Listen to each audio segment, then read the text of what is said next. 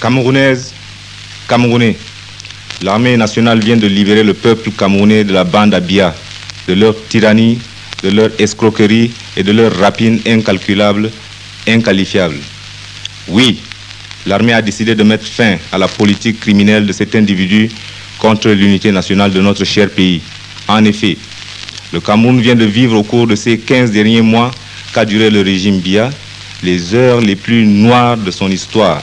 Son unité mise en péril, la paix interne troublée, sa prospérité économique compromise, la réputation nationale ternie. Chers compatriotes, vous avez tous été les témoins vivants de l'horrible comédie jouée par le pouvoir défunt qui se permettait de parler de libéralisme, de démocratie, d'intégration nationale, alors que chaque jour, son action bafouait de façon scandaleuse ses hautes valeurs.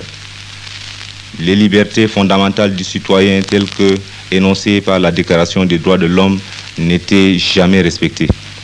La Constitution était ballottée au gré des considérations de la politique politicienne. Le gouvernement et ses agents, propulsés à la tête des rouages de l'État, agissaient avec, comme pour seule devise, non de servir la nation, mais de se servir.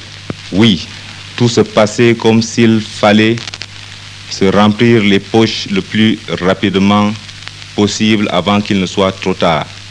Et en effet, c'était bien de cela qu'il s'agissait. Enfin, vous pouvez juger du discrédit jeté sur le Cameroun par la parodie de justice que constitue le dernier procès.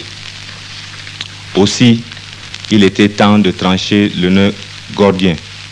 C'est fait aujourd'hui.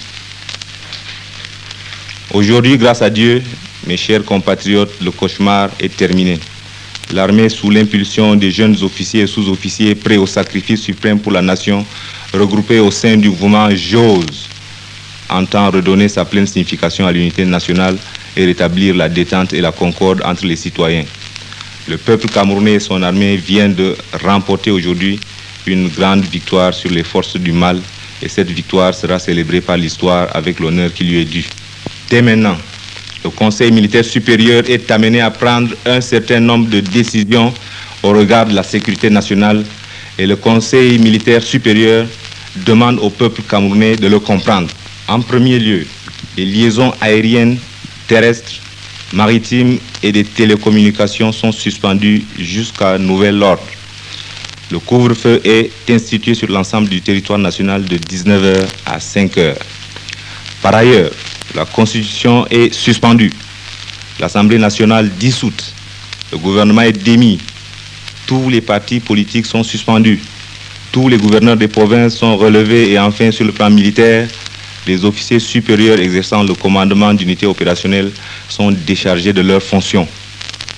L'officier subalterne, le plus ancien dans le grade le plus élevé, prend le commandement. Vive les forces armées nationales, vive le Cameroun!